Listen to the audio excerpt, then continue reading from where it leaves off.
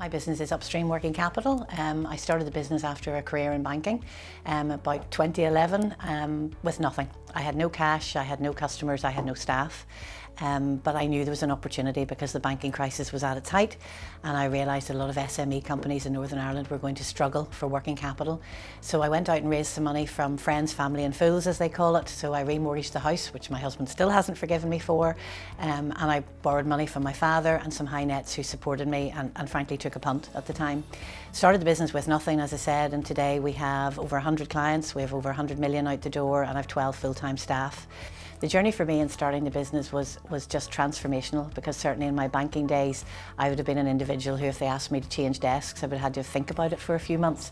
When you become self-employed and you start to go out to raise money and start to run a business and employ people and make decisions, you realise actually that you can do it. So I think the one thing I learned about myself is that I'm a bit of a Rottweiler in some respects. When I kind of see something and I have a dream, I'll go for it. And whilst it's a windy road sometimes to get you to that end point, you've just got to be tenacious and learn not to take no for an answer. I would say my top tip when you're beginning your journey is really to not give up on the dream, because the obvious answer is not always the right answer.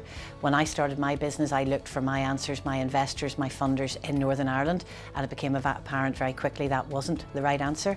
In the end, actually, my funder came from Holland and my current funder is American. I would say to a woman starting out on an entrepreneurial journey, do it, go for it. Don't be afraid. When you're starting out, there's lots and lots of people who will kind of give you advice, and there will be doubters and people who will say, stay where you're at, don't change. Don't be afraid of failure. If you've got the fire in your belly and you've got a dream, follow it, do it. And if it doesn't work, then do it again. If I were to give my younger self some advice, I would say leave mainstream employment sooner and just go for it. You've nothing to lose.